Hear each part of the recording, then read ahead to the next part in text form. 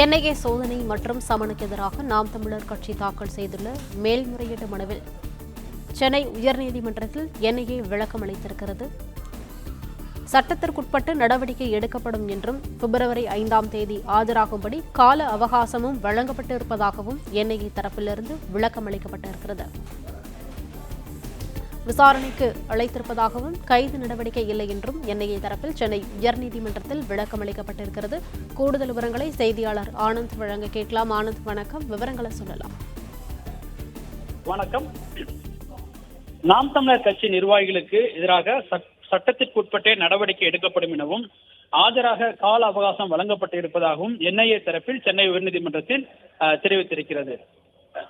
பல்வேறு சமூக ஊடகங்களில் பல்வேறு கருத்துக்களை தெரிவித்ததாகவும் விடுதலை புலிகள் அமைப்பிற்கு ஆதரவாகவும் நிதி திரட்டுதலில் ஈடுபட்டதாக கூறி பல்வேறு புகாரின் கீழ் நாம் தமிழர் கட்சி நிர்வாகிகளுக்கு சம்மன் அனுப்பி வீடுகளிலும் சோதனையை என்ஐஏ நடத்தியது. இந்த நிலையில் தேசிய புலனாய்வு முகமை அனுப்பிய அந்த சம்மனை ரத்து செய்ய கோரி நாம் தமிழர் கட்சியின் இளைஞர் அணி அமைப்பாளர் இடும்பாவனம் கார்த்திக் என்பவர் சென்னை உயர்நீதிமன்றத்தில் மனு தாக்கல் செய்தார். அந்த மனுவில் எதிர்வரும் மக்களவைத் தேர்தலில் நாம் தமிழர் கட்சியின் முடக்கும் வகையிலும் கட்சியினருக்கும் அனுதாபிகளுக்கும் அச்சத்தை ஏற்படுத்தும் நோக்கில் இந்த சம்மன் என்ஐஏவால் அனுப்பப்பட்டிருப்பதாகவும், எனவே தேசிய புலனாய்வு முகமையினுடைய அந்த விசாரணைக்கு தடை விதிக்க வேண்டும். ஏனென்றால் காலையில் சம்மன் கொடுத்துவிட்டு உடனடியாக ஆஜராகுவதற்கு உத்தரவிட்டிருப்பதாகவும், இது இயற்கை நீதிக்கு எதிரானது எனவும் அந்த மனுவில் தெரிவிக்கப்பட்டிருந்தது.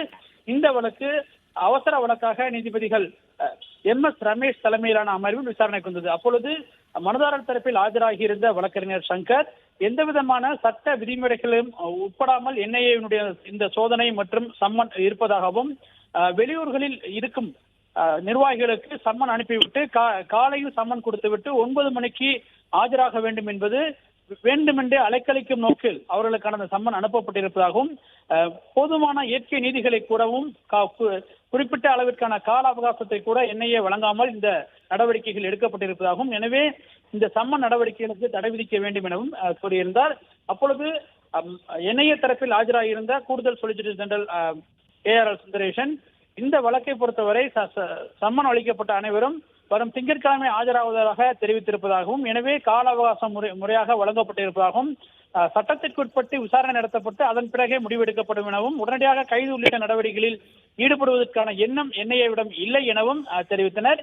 இதனை பதிவு செய்துள்ள நீதிபதிகள் வழக்கை முடித்து வைத்து உத்தரவிட்டுள்ளனர்.